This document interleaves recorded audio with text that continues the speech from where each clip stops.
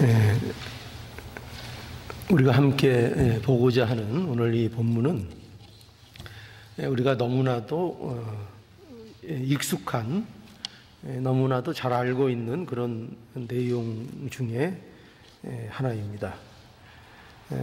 여기 보는 대로 예수께서 떡 5개 그리고 물고기 2마리로 여자와 아이를 제외한 5,000명을 먹이셨다, 이렇게 기록하고 있어서 이 기록이 가진 그 놀라움, 이 기적이 얼마나 놀라운 것인가를 우리에게 잘 보여주고 있습니다. 여기 5,000명을 먹이신 것이라 이렇게 되어 있지만 사실상 보자면 여기 있는 대로 아이와 여자를 제외한 5,000명이기 때문에 대략 적어도 10,000명에서 20,000명 가량의 큰 무리를 예수님께서 먹이신 이런 내용입니다. 이 기록은 사복음서에 모두 기록되어 있을 만큼 매우 중요한 내용입니다. 이 사복음서에 모두 기록되어 있다는 것은 그만큼 이 내용이 예수 그리스도를 증거하는 일에 빼놓을 수 없는 중요한 사건이기 때문에 이 사건이 이렇게 모두 사복음서에 기록이 되어 있습니다. 그럼 왜 이렇게 이 먹이시는 이적이 중요한가? 이것이 왜 이렇게 기록되고 있는가 하면 이것은 어떻게 보면 너무나도 쉬운 원리로 우리에게 설명되고 있는 겁니다. 먹는다는 것의 중요성 때문입니다. 먹어야 한다는 겁니다. 먹는 것만큼 중요한 일은 없습니다. 그렇죠?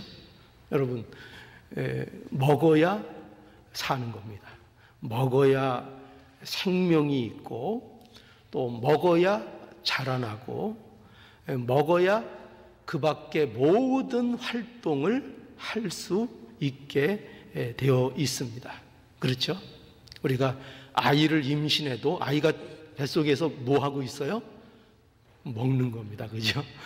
어머니로부터 영양분을 먹고 성장하고 자라고, 태어나서도 먹고 성장하고 자라고 활동하고, 그러니까 먹지 못하면 죽는 겁니다. 이것처럼 중요한 게 없습니다. 그런데 문제가 있죠. 어떤 문제가 있을까요? 그것은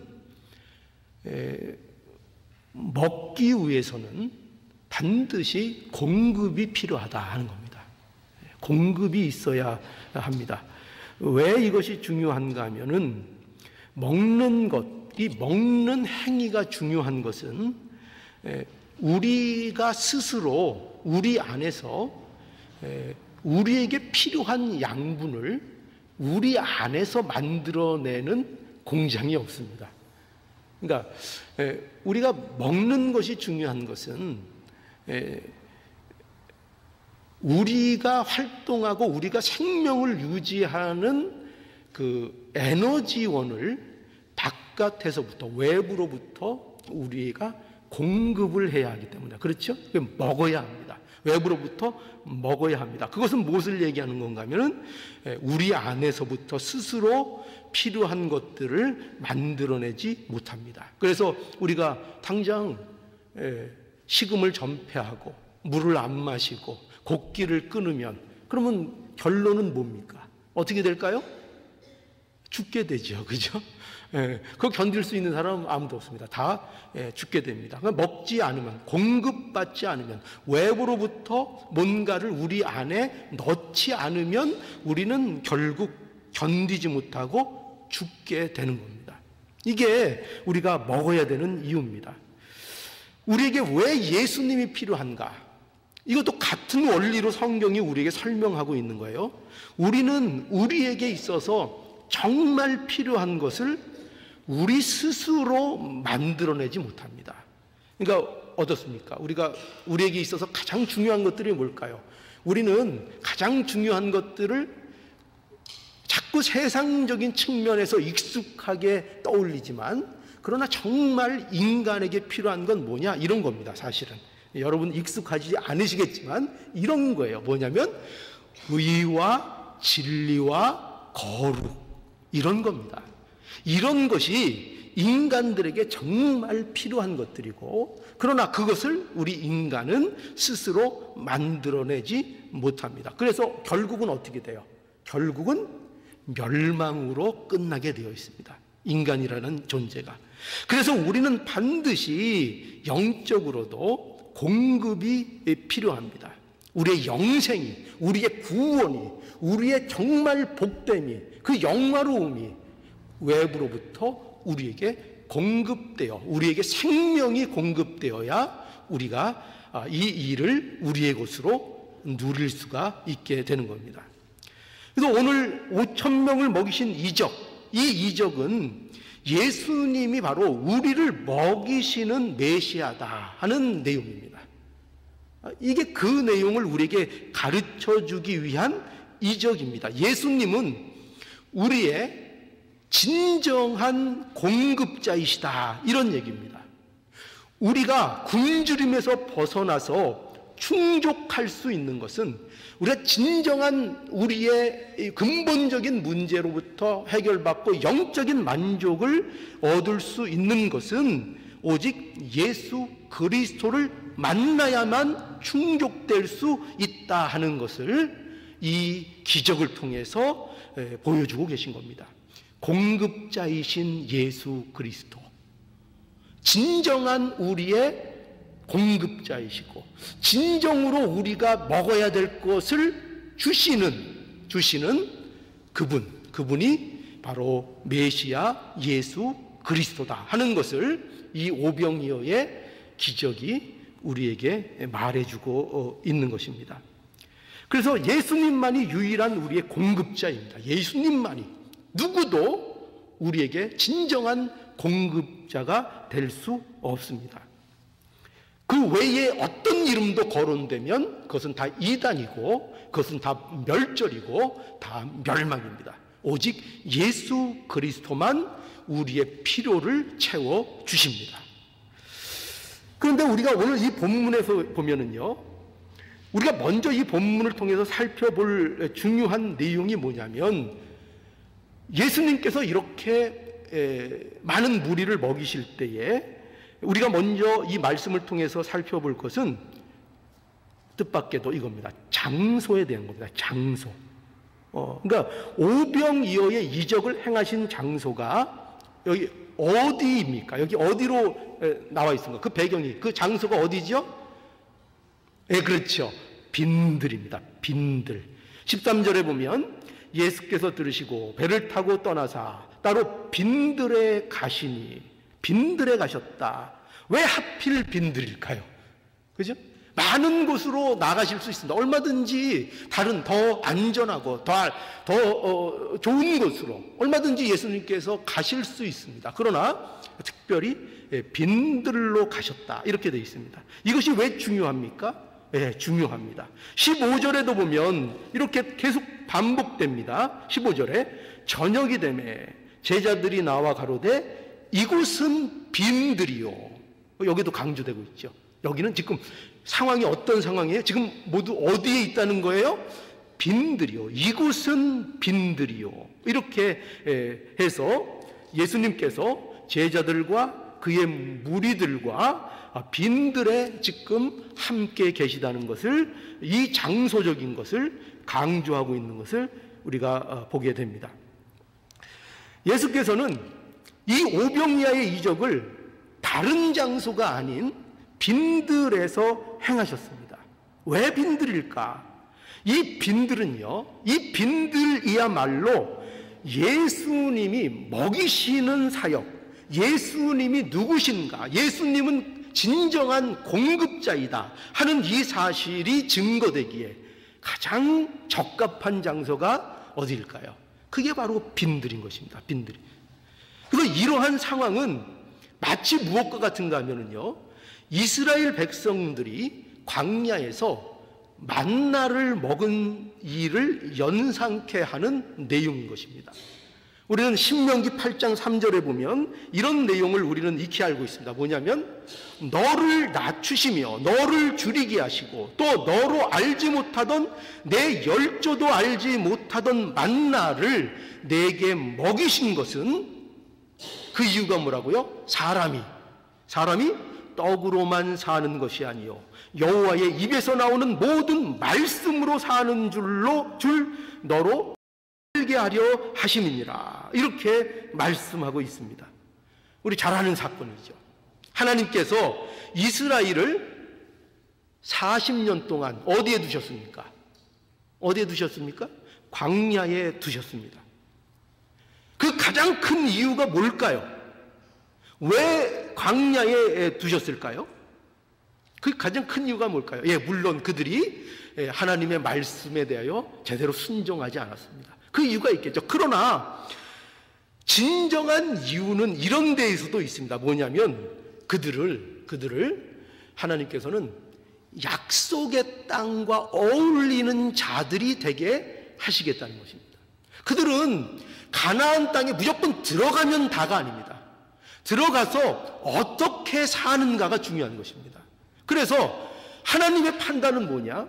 그들이 아직 가나안에서 그들이 가진 복을 누릴 만한 실력을 갖고 있지 못한 겁니다. 그래서 그들을 광야로부터 훈련시키신 것입니다. 그래서 그 실력, 광야에서 쌓아야 되는 실력의 핵심이 뭐냐 하면 그것은 바로 이겁니다. 뭐냐면 자신이 누구인가를 제대로 아는 겁니다. 이거는 계속 강조되고 있어요. 신명기에서도 보면은 이스라엘 백성들에게 모세를 통해서 하나님이 주시는 말씀의 중요한 요지 중에 내용이 뭐냐면 항상 너희가 누군지를 바로 기억하라. 너희가 누군지를 바로 기억하라. 그래서 그것을 아는 것, 그것을 알게 하시려고 어떻게 하셨어요? 광야에 두시고 그 광야에서 뭐를 주셨습니까? 광야에서 이스라엘 백성들이 먹은 주식이 뭐였어요? 만나였습니다. 그 주식으로 하늘에서 내리는 양식인 바로 만나를 내려주셨습니다. 그래서 이것을 통해서 무엇을 배우라고요? 이것을 통해서 너희가 무엇으로 사는 자들인가? 너희는 무엇으로 인하여 살아야 하는 자들이고 무엇이 너희의 삶의 근거요 기준이 돼야 되는가? 그것을 분명하게 알도록 그 광야 생활을 주신 것입니다. 그래서 광야를 주셨고 그래서 거기에서 뭘 주셨어요? 만나를 주셨습니다. 그것을 통해서 뭘 배우라고요? 우리는 말씀으로 사는 자들이구나. 그것을 아는 겁니다. 그것을 바로 인식하고 알고 어딜 들어가야 돼요? 가나안 땅에 사실은 들어가야 되는 겁니다. 여러분, 우리가 신자로서의 삶을 누리고 그 복을 누리기 위해서는 우리에게 꼭 필요한 게 뭐냐? 하나님의 말씀을 바로 이해하고 아는 것입니다. 우리가 아무리 교회를 오래 나오고 신앙생활을 하고 찬양을 한다 할지라도 우리가 하나님의 말씀을 제대로 받지 못하고 그것을 나의 양식으로 삼지 않으면 그것으로 인하여 누리는 복을 경험할 수 없습니다. 그저 몸만 왔다 가는 거에 불과한 겁니다. 그저 교인이라는 이름표만 붙이고 사는 것에 불과하지 정말 하나님의 백성으로서 그가 마땅히 누려야 될 그 풍성한 은혜로서 누리는 일이 불가능합니다. 뭐가 없으면은요? 하나님의 말씀이 없으면은요. 그래서 이렇게 말씀을 늘 강조하는 것입니다. 그래서 이렇게 하나님께서 우리에게 이 성경을 우리에게 주신 것입니다. 그저 예수 믿으면 너희가 복받고 천국 간다 이렇게 메시지가 끝나는 것이 아니라 이렇게 많은 내용을 우리에게 기록으로 주셔서 우리가 어떻게 말씀을 지키고 어떻게 말씀을 우리 안에 풍성히 가져야 하는 것을 우리에게 계속 말씀하고 있는 것입니다.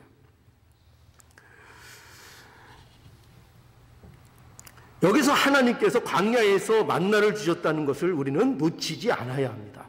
만나는 광야에서 주시는 겁니다. 광야.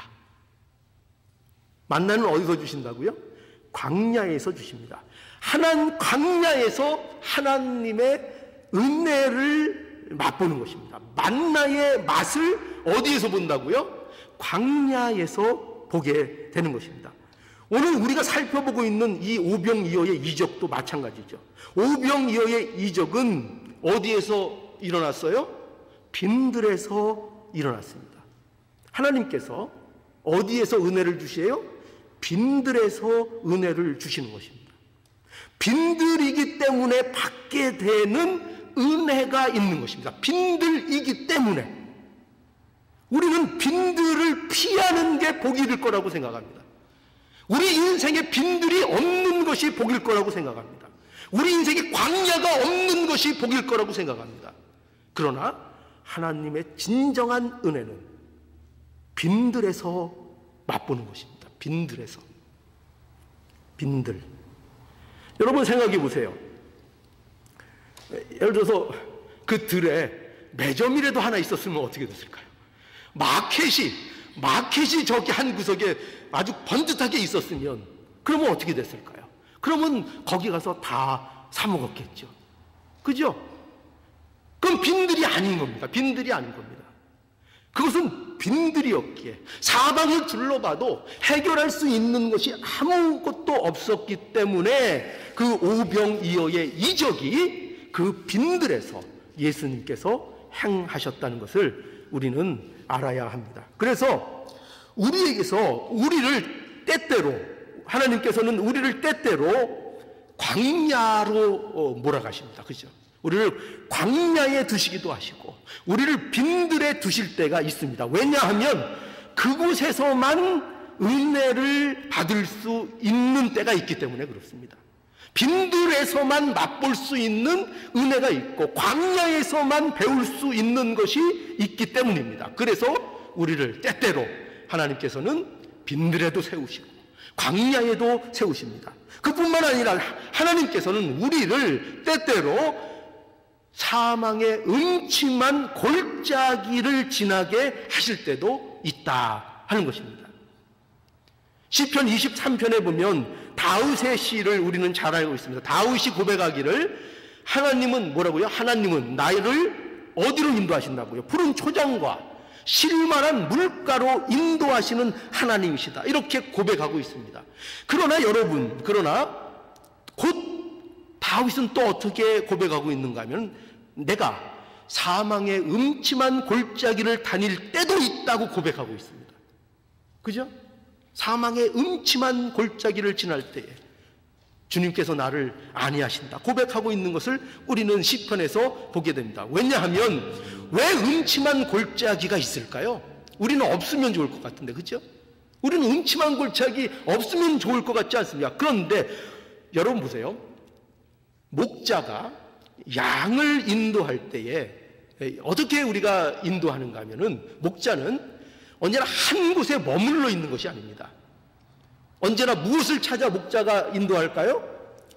쉴만한 물가 또는 푸른 초장이 있는 곳을 목자는 늘 찾아야 합니다. 그래서 그곳으로 양을 인도하는 것입니다. 그래서 어떤 신선한 풀이 있는 목초지로부터 이제 또 신선한 양식이 있는 다른 곳으로 이동을 해야 합니다. 그렇죠? 한 곳에서 먹으면 거기에 계속 풀이 있는 게 아니잖아요. 그죠? 한 곳에서 먹으면 또 이렇게 풀이 있는 다른 지역으로 이동을 해야 합니다. 그것을 목자는 잘 해야 하는 것입니다. 그런데 여러분 보십시오. 그렇게 이동해서 가는 길에 골짜기가 있는 겁니다. 골짜기. 그러니까 이 신선한 목초지를 찾는 일에 있어서 반드시 어디를 지나가야 돼요? 어디를 지나가야 돼요? 험한 골짜기를 지나가야 하는 것입니다. 그래서 다시 신선한 목초지를 찾아 그곳으로 인도해야 하는 것입니다. 그래야 양들이 이제 또 배를 골지 않고 배부르게 먹고 살찌고 풍성해질 수 있는 것입니다. 그래서 우리는 목자이신 예수께서는 우리를 때때로 어디로 끌고 가실 수밖에 없어요? 험한 골짜기를 지나게 하실 수밖에 없습니다. 왜죠?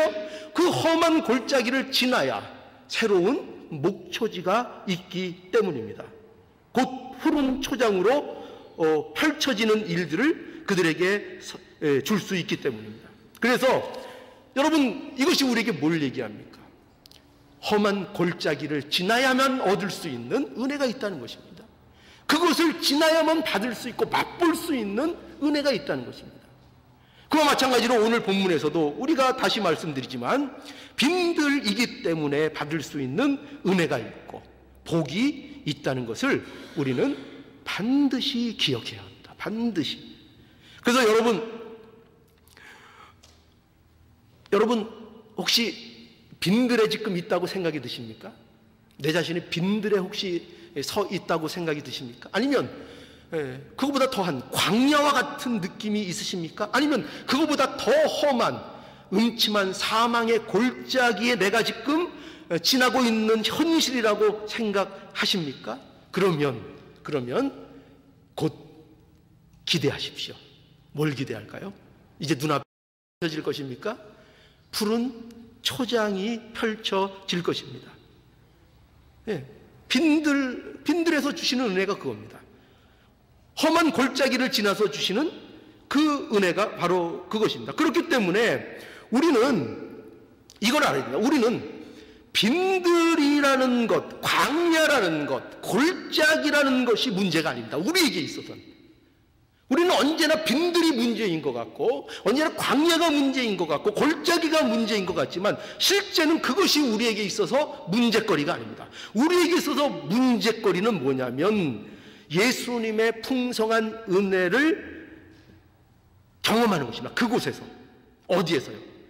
빈들이 없는 것이 아니고 광야가 없는 것이 아니고 골짜기를 지나지 않는 것이 아니고 우리가 정작 생각해야 될 것은 뭐냐면 그 빈들로부터 그 광야로부터 그 골짜기로부터 예수님이 주시는 풍성한 은혜를 경험하는가. 우리가 그 안에 있을 때 그것을 나의 은혜로 경험하는 시간으로 그 들을 보내고 있는가. 그 광야를 지내고 있는가. 험한 골짜기를 지나고 있는가. 그것이 정작 우리에게 있어서는 중요한 것입니다. 우리에게 가장 좋은 것을 공급하시는 예수 그리스도를 그 빈들에서 만나는 것입니다. 이것이 중요한 것입니다. 그러니 빈들을 피하려고 하지 마십시오. 빈들이 없기를 기도하지 마십시오. 광야가 없기를 바라지 마십시오. 험한 골짜기가 내게 없기를 원하지 마십시오. 그것은 때때로 하나님께서 우리에게 은혜의 수단으로 그것 아니면 맛볼 수 없는 은혜를 주시려고 그 빈들과 그 골짜기와 그 광야를 우리에게 허락하고 계시다는 것을 믿어야 합니다. 그거를 믿을 때 거기에서 예수 그리스도를 만나는 풍요로움을 맛보게 되는 것입니다. 그 은혜가 내가 받고 있는 그 예수 안에서의 은혜라는 것이 얼마나 정말 풍요롭고 복된 것인가를 그 빈들에서야 제대로 맛을 보는 것입니다. 그 광야에서야 제대로 맛을 보는 것입니다. 이걸 보라는 것입니다. 이걸. 자, 그래서 장소가 중요해요. 그래서 예수님께서 이 오병이어의 이 특별한 이적을 어디에서 행하셨어요? 빈들에서. 그래서 행하시고 빈들에서. 그런데 예수님이 주시는 은혜는 어디에서 이제 풍성해지는가? 어디에서 풍성해지는가?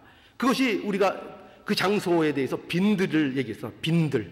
근데 우리가 이제 또 봐야 될 것은 뭐냐면요. 그럼 예수께서 빈들에서 어떻게 무리를 먹이시는가 하는 것입니다. 어떻게 무리를 먹이시는가.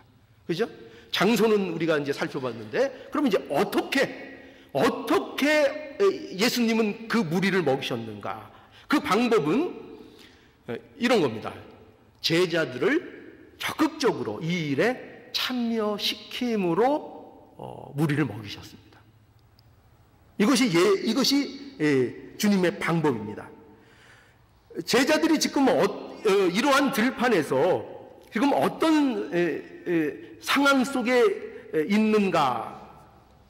그리고 이 제자들은 이러한 상황 속에서 생각할 수 있는 가장 합리적이고 가장 현실적인 방법이 무엇인가? 아마 제자들은 그것을 생각했을 겁니다. 그렇죠? 정상적인 제자들이라면 그렇게 생각했겠죠. 과연 지금 이 상황 속에서 저녁은 저물어가고 이 빈들에 있고 앞에 많은 무리들은 있는데 과연 이 일을 어떻게 효과적이고 어떻게 합리적이고 어떻게 현실적으로 처리할 수 있을까? 제자들은 분명히 생각했을 것입니다. 그리고 그들이 생각해낸 가장 합리적이고 가장 현실적인 방법은 이거였습니다. 뭐죠? 예수님, 그들을 마을에 보냅시다. 그들을 마을로 보내서 거기서 각자 해결하도록 마을로 보내십니다. 보내면 어떻겠습니까? 보내는 것이 좋겠습니다. 이렇게 제자들이 말을 했습니다. 이것이 제자들이 생각할 수 있는 가장 합리적이고 가장 현실적인 생각입니다. 그렇죠? 가장 현실적인 겁니다. 그런데 16절에 보면 전혀 제자들이 상상할 수도 없는 말씀을 예수님이 하십니다. 뭐라고 하시죠? 예수께서 가라사대 갈 것 없다. 너희가 먹을 것을 주어라. 너희가 먹을 것을 주어라. 이렇게 명하십니다. 그리고 예수께서 떡과 물고기를 나누어 주시고 제자들은 그것을 또한 무리들에게 나누어 주어서 모두가 나누어 먹게 하십니다. 여러분, 이 상황을 한번 이렇게 좀 생각을 해보시겠어요? 그 상태, 그 상황, 그때의 상황을 이렇게 상상해 보면은 1차적으로 예수님께서 떡 5개와 물고기 2마리를 가지고 누구에게 주셨겠습니까? 누구에게 줬다 그랬죠? 제자들에게 나누어 주었고, 제자들이 그것을 받아서 이제 여기는 오늘 본문에는 그렇게 기록되어 있지 않지만 이제 50명, 예를 들어 100명 단위로 이렇게 소그룹도 아니죠. 이것도 꽤 그룹이 되죠. 모여있는 그 무리에게 또 제자들이 나누어 주었습니다. 분명히 예수님이 가지신 것은 한 사람이 먹을 수 있는 정도의 떡과 물고기인데, 그런데 어떻게 되는 거예요? 제자들에게 나눠주면 제자들이 또 무리에게 나눠주고, 그리고 또 돌아오면 예수님께서 또 제자들에게 나눠주고, 그러면 또 제자들은 또 무리에게 나눠주고, 근데 이것이 끝이 없는 것입니다. 이거 끝이 없이 나누어지는 것입니다. 아니, 떡 5개와 물고기 2마리인데 그 예수님이 나눠주시는 것을 제자들은 단지 받아서 운반하여 나눠주고 있는데 그 일이 계속되고 있는 것을 보게 되는 것입니다. 먹은 인원이 대략 아까도 말씀드렸지만 10,000명, 적어도 10,000명 이상이 되는 그야말로 엄청난 양입니다. 여러분, 10,000명 이상이 되는 사람들이 먹을 식사의 양이 어느 정도 될 것 같습니까? 그거 뭐 한 면에 제자들이 나눌 수 있을까요? 몇 톤이 되지, 글쎄요, 뭐 정확하게 모르겠는데 하여튼 엄청난 양일 것입니다. 그런데 그것을 계속 나누는 그 놀라운 특별한 기적이 거기에 행해지고 있었던 것입니다. 중요한 건 뭐냐? 이러한 이적에, 이 참으로 놀라운 이적에 제자들이 참여하고 있게 되었다는 것입니다. 이것이 여러분, 예수님이 공급하시는 방법입니다. 예수님의 공급의 방법입니다. 제자들이 이 나누어 먹는 일에 제자들을 참여시키는 것입니다. 이것이 예수님의 방법입니다. 예수님의 방법. 이것이 하나님의 방법입니다. 여러분, 예수님은요, 비즈니스맨이 아니에요. 무슨 뜻일까요? 예수님은 지금 관심이 뭐냐면 능률적인 것에는 예수님은 관심이 없으세요. 예수님께서는 무슨 합리적인 그런 방법, 합리적인 일이냐 이런 것에 관심이 있으신 게 아니에요. 예수님의 관심은 뭐냐? 예수님의 중요한 포인트는 뭐냐? 그의 제자들이에요. 그의 제자들. 그의 제자들이고 굶주린 백성들이에요. 그들이 은혜를 풍성히 누리도록 하는 것이 목적이에요. 그래서 어떻게 하십니까? 제자들을 거기에 참여시키십니다. 여러분, 어떻게 보면은 예수님은 그런 방법 안 쓰셔도 더 쉽게 하실 수도 있을지 몰라요. 그죠? 그런데 제자들을 참여시켜서 제자들이 나누어지는 일을 반복하게 하는 그 번거로운 일을, 그 절차를 제자들에게 참여시켜 그들이 무엇을 목도하게 합니까? 그 은혜가 나누어지고 증식되고 풍성해지는 것을 그 제자들로 하여금 경험하도록 그들을 참여시켰다는 겁니다. 그래서 여러분 이걸 아셔야 돼요. 뭐냐면 오병이어의 이적에 있어서 최대의 수혜자가 누구일까? 누구인 것 같습니까? 우리는 쉽게 무리들이 혜택을 얻었다 이렇게 생각하기 쉽죠. 예, 물론 무리들 중에서 많은 자들이 혜택을 실제로 먹는 것으로 얻었고 그 중에는 믿는 자들, 예수 그리스도를 그리스도로 영접한 자들도 있었을 것입니다. 그러나 이 사건에, 이 기적에 가장 놀라운 수혜자, 최대의 수혜자들은 누구였어요? 제자들이었던 것입니다. 제자들이 자신들을 통해서 증폭되어져 나가는 이 은혜의 역사를 체험했을 것이 분명합니다. 그 놀라운 은혜에 감격했을 것이고, 그것은 그들에게 있어서 너무나도 풍성하고 은혜로운 복이고 그들의 영적인 자산이 되었을 것입니다. 우리는 이것을 알아야 됩니다. 복음 사역에 참여하는 것, 이것은 결코 쉬운 일이 아니에요. 그것은 마치 어떤 건가 하면은 빈들에서 많은 무리 앞에 이 작은 도시락 하나를 달랑 들고 있는 그런 상황과 같다고 말할 수 있어요. 이러한 상황에서 너희가 먹을 것을 주어라, 이것은 정말 우리에게 있어서는 순종할 수 없는 명령이에요. 정말 엄두가 나지 않는 명령입니다. 그러나 예수께 받아서 나눠주기를 시작하자 모든 것이 해결되었습니다. 나눠주는 분은 누구였어요? 공급해 주시는 분이 누구였어요? 예수 그리스도셨습니다. 예수 그리스도가 공급해 주시고 나눠주시는 것을, 그저 제자들은 아무것도 그들이 능력을 발휘한 게 없습니다. 그저 받아 순종하여 그것을 무리에게 운반하였습니다. 그런데 거기에서 기적이 일어났죠. 여기에서 우리는 순종의 역사를 보게 되는 거예요. 순종의 역사. 믿음의 역사는요, 순종의 역사입니다. 여러분, 이거 아세요? 실마리라는 것을 아세요? 실마리. 어떤 사건의 단초가 되는 역할을 하는 것이 실마리라고 합니다. 이것은 엉클어진 실타래에 처음 머리 이렇게 실 하나 나온 것, 이게 실마리입니다. 그죠? 그러니까 아무리 엉켜 있어도 뭔가를 찾으면 가능성이 있어요? 실마리를 찾으면 됩니다. 실마리를 찾고 그것을 천천히 풀어나가면 어느새 그 엉켜있던 실타래가 점점 풀려 나가는 역사가 일어납니다. 여러분, 순종이 마치 이와 같습니다. 우리에게 하나님께서 요구하시는 그 순종의 명령은 당장 눈앞에 있는 현실은 그것이 너무나도 막막합니다. 이걸 어떻게 해결할 수 있을까? 일이 어떻게 가능할까? 그런데 우리는 자꾸 너무나 다 이해하고 순종하려고 하니까 순종할 기회가 없습니다. 우리는 때때로 이해할 수 없는 것을 순종해야 합니다. 마치 그 실타래가 어떻게 엉켜 있는지를 잘 모르지만 그 실마리를 잡아서 풀어낼 수 있는 것처럼 우리가 하나님의 뜻을 도무지 이해할 수 없고 도무지 막막한 것이 눈앞에 펼쳐져 있더라도 그 순종이라는 실마리를 잡고 나아가면 반드시 그 일들이 술술술 풀려 나아간다는 것입니다. 중요한 것은 그 실마리를 잡는 것입니다. 실마리. 그 실마리, 일머리를 잡는 것입니다. 우리가 일하시는 분들 일머리를 알아야 된다 이러잖아요. 그죠? 그것이 뭐라고요? 우리 신자들이 살아나가는 데 있어서 실마리가 뭐냐? 우리가 일머리를 알고 나가는 것이 뭐냐? 바로 순종하는 것입니다. 순종이 실마리입니다. 순종할 때 우리가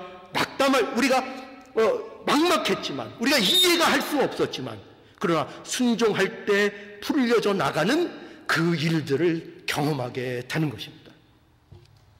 순종할 때. 어제 우리 정 집사님 댁에 가서 감을 토요일 날 땄습니다. 이제 아침에 일찍 나가서 따려니까 사실 저도 힘들었어요. 힘들었는데 뜻밖의 하나님께서 저에게 은혜를 주시고 힘을 내게 하신 어떤 분의 한마디가 있었습니다. 그게 뭐냐면 목사님, 아침에 나올 땐 귀찮았는데 이렇게 막상 나와서 하니까 목사님 힘이 나네요. 힘이 나네요. 그때는 그냥 이걸 어떻게 하지 이렇게 생각했는데 처음에는. 그런데 막상 나와서 부딪히고 막상 그 자리에 나오니까 밝아지네요. 힘이 나네요. 누가 그러셨죠? 잊으셨어요? 우리 강 사모님이 저한테 그러셨어요. 네. 그 말에 제가 은혜를 받았어요. 은혜를 받아서 힘이 나더라고요. 역시 그래서 아주 즐겁게 그 감을 다 땄습니다. 그러니까 우리가 이런 것들을 생활 속에서 심심치 않게 경험하게 되죠. 그죠? 어려운 것 같은데, 귀찮은 것 같은데, 하기 힘든 것 같은데. 그런데 그냥 한 걸음의 순종을 내딛으니까, 그러니까 그 다음부터 어떻게 돼요? 쉽게 생각하지도 않게 쉽게 풀어지고, 그리고 그 안에서 오히려 누리는 은혜가 풍성해지는 것을 우리가 경험하게 된다는 것입니다. 여러분, 순종해야 합니다. 순종이 뭐라고요? 실마리. 그죠? 기억하세요. 순종이 실마리입니다. 너희가 먹을 것을 주라. 이것이 빈들에서 여러분에게 주시는 하나님의 명령이고, 이 명령에 대한 실마리는 순종입니다. 순종이 실마리가 되어 누구보다도 우리 자신이 주님의 은혜를 풍성하게 누리게 될 것입니다. 순종하면. 그죠? 자, 이래서 이제 어떻게 예수님께서는 그 무리를 먹이셨는가? 제자들을 참여시킴으로, 그들을 순종의 길로 초대하심으로, 그래서 먹이셨습니다. 그죠? 이제 장소, 빈들에서 먹이셨고, 이제 두 번째로는 뭐를 하셨다고요? 어떻게 먹이셨다고요? 제자들을 그 일에 참여시킴으로 그 무리들을 먹이셨습니다. 이제 마지막으로 세 가지 우리가 볼 것은 뭐냐면, 세 번째로 우리 예수님이 이 특별한 이적을 행하시는 장소, 그리고 행하신 방법을 보았는데, 이제 마지막으로 우리가 놓치지 말아야 할 것은 무엇을 가지고 이 특별한 이적을 행하셨는가 하는 것입니다. 무엇을 가지고. 예수님께서는 이 빈들에 모인 무리를 먹이실 때에 뭐를 사용하셨어요? 떡 5개, 물고기 2마리를 사용하셨습니다. 그러니까 예수께서 제자들에게 너희가 먹을 것을 주어라 이렇게 말씀하시자, 제자들이 여기 우리에게 있는 것은 떡 5개와 물고기 2마리 뿐입니다, 이렇게 말씀드렸습니다. 그러니까 예수님이 이 말씀을 듣고 뭐라고 하셨습니까? 그것을 내게 가져오라. 다른 게 아니에요. 그거 내게 가져오라. 그거 내게 가져오라. 예수님은 이렇게 말씀하지 않으셨어요? 야, 그거 가지고 뭘 하겠다는 거냐? 이렇게 말씀하지 않으셨어요. 그렇죠? 야, 그거 누구 코에 붙이려고 그거 가져왔냐? 그런 거 필요 없다. 자, 내가 해결할게. 예수님께서 그런 식으로 말씀하지 않으셨어요. 예수님께서 이렇게 말씀하지 않으셨어요? 야, 주위에 둘러봐라. 저기 돌들 많이 있지? 저 돌들을 내가 떡으로 만들어 버릴게. 그 초라한 거 필요 없다. 내가 더 놀라운 이적으로 이 문제를 해결할게. 이렇게 예수님께서 하지 않으셨습니다. 그렇게 아니하시고 그거 가져오라. 보리떡, 그 떡 5개, 물고기 2마리, 그 초라한 그 소년의 그 이름 모를 소년의 그 초라한 도시락, 그거 내게 가져와라. 그거 가져와라. 다른 거 가지지 말고 그거 내게 가져오라. 여러분, 예수께서 왜 이 5개의 떡과 물고기 2마리를 굳이 사용하셨을까요? 이걸 왜 굳이 사용하셨을까요? 우리 주님은 우리에게 있어서 가장 작은 것도 사용하시는 분이라는 것을 우리로 배우게 하시는 것입니다. 능히 그러실 수 있는 분이다. 하나님은 우리의 작고 연약함을 가지고도 얼마든지 은혜를 베푸실 수 있는 분이시다는 겁니다. 그러니까 우리의 연약함이 전혀 장애물이 되지 않는다는 것입니다. 우리의 연약함이, 우리의 못남, 우리의 초라함, 우리의 작음, 우리의 힘없음, 이것이 하나님이 우리에게 은혜를 베푸시는 일에 있어서 어떤 장애물도, 어떤 걸림돌도 되지 않는다. 그러니 너희들이 어떻게 보면은 이 10,000명, 20,000명의 양식에 비하면 터무니없이 이거는 말도 안 되는 그거, 그냥 버려도 그만인 그거, 너희들이 우습게 여길 수 있는 그거, 너희들의 모습과 같은 그거, 떡 5개, 물고기 2마리, 그거 가져와라. 나는 그것으로도 얼마든지 은혜를 베푼다. 얼마든지 일을 이루어내신다. 그것이 바로 가져오라 하시는 것입니다. 우리는요, 성경에서 특히 요한복음에 보면은 의미 있는 두 사람의 대조를 우리가 보게 됩니다. 요한복음 3장에 한 인물이 나오고 요한복음 4장에 한 인물이, 대조되는 인물이 등장합니다. 여러분 누군지 혹시 아시겠어요? 요한복음 3장에 누구 나옵니까? 뭐 쉬운 건데도 갑자기 또 잘 모르시겠죠? 누구죠? 요한복음 3장 니고데모가 나옵니다. 그리고 그러면 그 다음 장에 나오는 요한복음 4장에는 누가 나올까요? 이와 굉장히 극적으로 대조되는 한 사람이 나옵니다. 이 힌트, 이분은 여자입니다. 어디서 들렸는데요? 예, 사마리아 여자가 나옵니다. 사마리아 여자가 나옵니다. 이 두 인물은 아주 비교되는 인물입니다.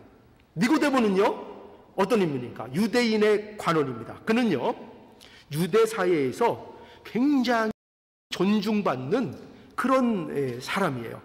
그는 뭐 종교성은 이루 말할 수 없다. 경건한 사람입니다. 유대 사회에서요. 아주 경건하고 이름 있고 덕망 있는 그런 아주 부자고 뭐 사회적으로 볼 때, 위치적으로 볼 때 부족한 것이 전혀 없는 그런 인물이었습니다. 그는 그리고 결정적으로 자기 같은 이 유대인은 당연히 하나님의 나라에 들어간다고 믿고 있었던 자였습니다. 믿고 있었던. 그런데 이와는 대조되는 인물이 누구냐? 사마리아 여자입니다. 전혀 비교 대상 정도가 아닙니다. 전혀. 예. 이 사람은 사마리아인이고, 사마리아인이면 뭐 말 다 했죠. 그죠? 사마리아인을 어떻게 취급한다고 유대인들이? 개 취급했어요. 그래서 사람 취급을 안 했습니다. 거기다가 그 시대의 대표적인 약자로 취급받던 여자였습니다. 그뿐만 아니라 이건 또 보통 여자가 아니라 결혼을 5번 실패한 여자였습니다. 그리고 지금은 어떻게 하고 있어요?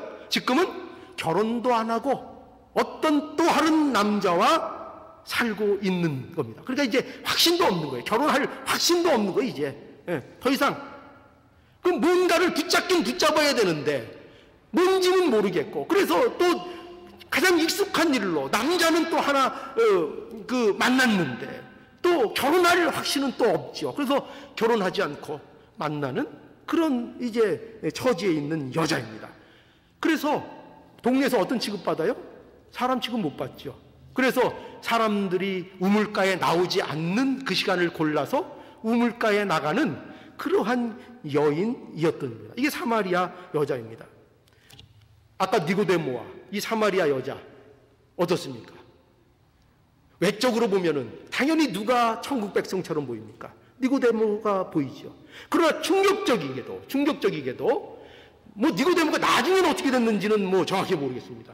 그러나 이 예수님의 만남 속에서 예수님께서 지적한 것이 뭐냐면 내가 거듭나지 않고는 하나님의 나라에 들어갈 수 없다 분명히 냉정하게 니고데모에게 말했습니다. 네가 아무리 좋은 조건과 유대의 아무리 좋은 종교적인 지식과 너의 위치와 네가 생각하는 의와 경건을 네가 갖고 있다고 해도 그래도 내가 거듭나지 않았다면 너는 하나님 나라와 상관이 없다. 아주 냉정하게 말씀하셨습니다.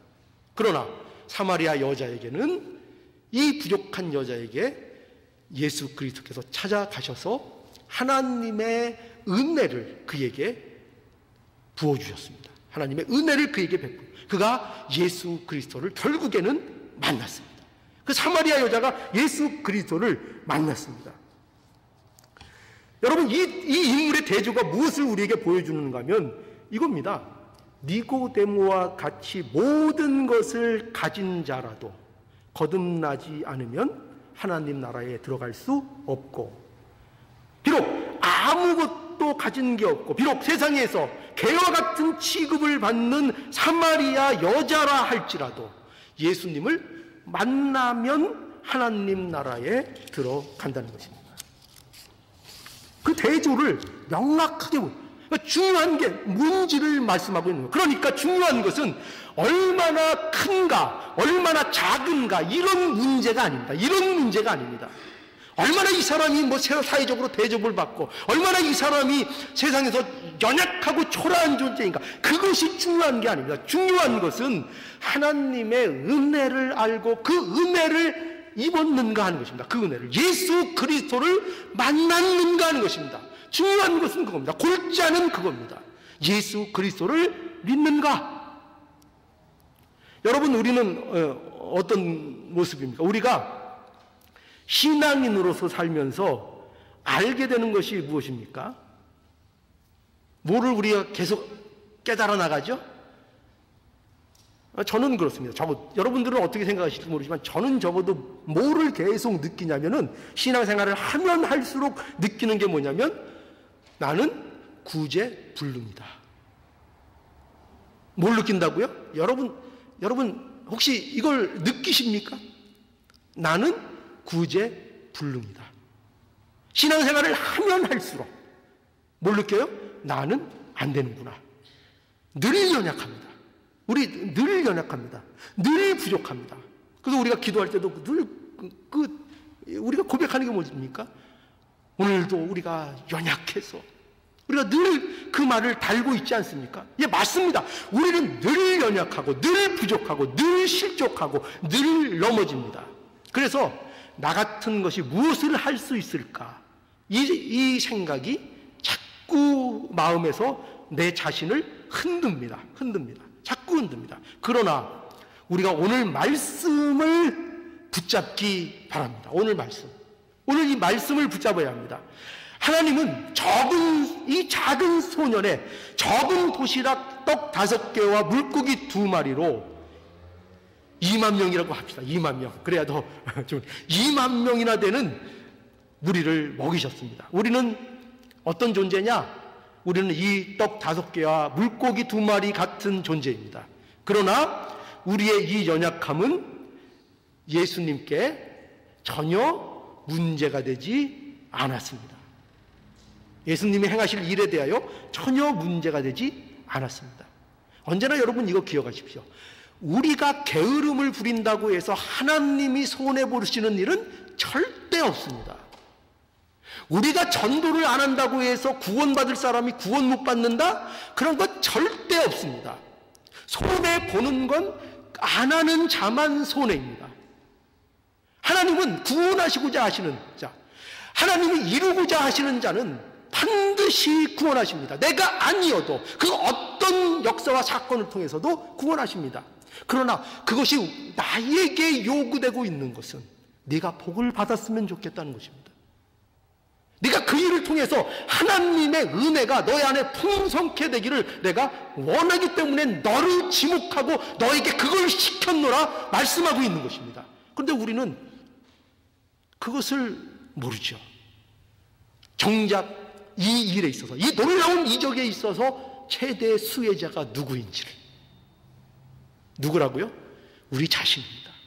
순종함으로 이 일을 감당함으로 누리는 풍성함의 최대 수혜자는 다른 사람이 아닙니다. 내가 전도한 그 사람이 아닙니다. 내 이웃이 아닙니다. 바로 내가 최대의 수혜자라는 것을 명심하고 기억하셔야 합니다. 이거를 놓치지 않기를 바랍니다.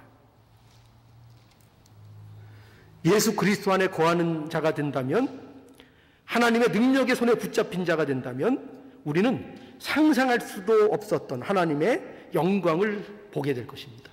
그리고 즐거워하게 될 것입니다.